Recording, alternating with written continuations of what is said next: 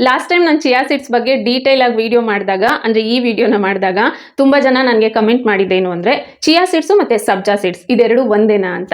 Difference ನಿಮ್ ಕಣ್ ಮುಂದೆನೇ ಇದೆ ಅಲ್ವಾ? ಖಂಡಿತ ಇದೆರಡು ಬೇರೆ ಬೇರೆನೆ ತಾನೆ. ಈಗ ಸಬ್ಜಾ ಸೀಡ್ಸು ಇದನ್ನ ನಾವು ಕಾಮ್ ಕಸ್ತೂರಿ ಬೀಜ, ವನ ತುಳಸಿ ಹಾಗೇನೆ ಬೇಸಲ್ ಸೀಡ್ಸ್ ಅಂತ ಕರಿತೀವಿ. ಇದನ್ನ ಪ್ರಾಪರ್ ಆಗಿ ನಾವು ಇಂಡಿಯಾನಲ್ಲೇ ಬೆಳೆಯುವಂಥದ್ದು. ಆದ್ರೆ ಚಿಯಾ ಸೀಡ್ಸು ಇದು ಔಟ್ ಆಫ್ ಕಂಟ್ರಿಯಲ್ಲಿ ಬೆಳೆಯುವಂಥದ್ದು. ಸಬ್ಜಾ ಸೀಡ್ಸು ಅಂದ್ರೆ ಕಾಮ್ ಕಸ್ತೂರಿ ಬೀಜ ಫುಲ್ ಬ್ಲ್ಯಾಕ್ ಕಲರ್ ಅಲ್ಲಿ ಇರುತ್ತೆ. ಬಟ್ ಚಿಯಾ ಸೀಡ್ಸ್ ನ ನೋಡಿ, ಇದರಲ್ಲಿ ವೈಟ್, ಗ್ರೇ, ಬ್ಲಾಕ್ ಎಲ್ಲ ಮಿಕ್ಸ್ ಆಗಿರೋ ತರ ಕಾಣಿಸ್ತಾ ಇದೆ ಅಲ್ವಾ? ಸೊ ಕಲರ್ ಅಲ್ಲಿ ಕೂಡ ಎಷ್ಟೊಂದು ಚೇಂಜಸ್ ಇದೆ ಅಲ್ವಾ?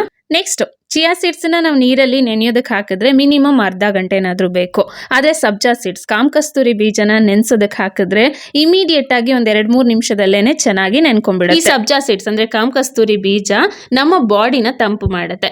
ಇದು ನಮ್ಮ ಡೈಜೆಷನ್ಗೆ ತುಂಬಾನೇ ಒಳ್ಳೇದು. ಇದರಲ್ಲಿ ಫೈಬರು, ಆಂಟಿ ಆಕ್ಸಿಡೆಂಟ್ಸ್ ಪ್ರಾಪರ್ಟೀಸ್ ಮತ್ತೆ ಮಿನರಲ್ಸ್ ಅಂಶ ತುಂಬಾನೇ ಚೆನ್ನಾಗಿದ್ದಾವೆ. ಸೊ ಇದನ್ನ ಹುಳಿತೇಗು, ಅಸಿಡಿಟಿ ಸಮಸ್ಯೆ ಇದ್ದಾಗ, ಮಲಬದ್ಧತೆ ಪ್ರಾಬ್ಲಮ್ ಇದ್ದಾಗ, ಇನ್ನು ಶುಗರ್ ಇರೋಂಥವ್ರು 1 ಲೋಟ ನೀರಲ್ಲಿ 1 ಚಮಚದಷ್ಟು ಈ ಕಾಮ್ ಕಸ್ತೂರಿ ಬೀಜನ ರಾತ್ರಿನೇ ನೆನೆಸಿಟ್ಟು ಬೆಳಿಗ್ಗೆ ಖಾಲಿ ಹೊಟ್ಟೆನಲ್ಲಿ ಕುಡಿತಾ ಬಂದ್ರೆ ಇದೆಲ್ಲ ಸಮಸ್ಯೆ ಆದಷ್ಟು ಬೇಗ ಕಡಿಮೆ ಆಗ್ತಾ ಬರುತ್ತೆ. ಚಿಯಾ ಸೀಡ್ಸ್ ನಮ್ಮ ಬಾಡಿಗೆ ತಂಪಲ್ಲ. ಇದನ್ನ ಕೊಲೆಸ್ಟ್ರಾಲ್ ಇರೋಂಥವ್ರು, ತೂಕ ಕಡಿಮೆ ಮಾಡ್ಕೋಬೇಕು ಅನ್ನೋರು, ಹಾಗೆ ಹೇರ್ ಫಾಲ್ ಕಂಟ್ರೋಲ್ ಮಾಡ್ಕೋಬೇಕು ಅಂತ ಇರೋರು, ಹಾರ್ಟ್ ಸಮಸ್ಯೆ ಇರೋರು, ಇಂಥವರೆಲ್ಲ ರಾತ್ರಿ 1 ಲೋಟ ನೀರಲ್ಲಿ 1 ಚಮಚದಷ್ಟು ಈ ಚಿಯಾ ಸೀಡ್ಸ್ ನ ನೆನೆಸಿಟ್ಟು ಬೆಳಿಗ್ಗೆ ಖಾಲಿ ಹೊಟ್ಟೆನಲ್ಲಿ ಕುಡಿತಾ ಬಂದ್ರೆ ಇದೆಲ್ಲ ಸಮಸ್ಯೆ ಆಟೋಮೆಟಿಕ್ ಆಗಿ ಕಡಿಮೆ ಆಗ್ತಾ ಬರುತ್ತೆ.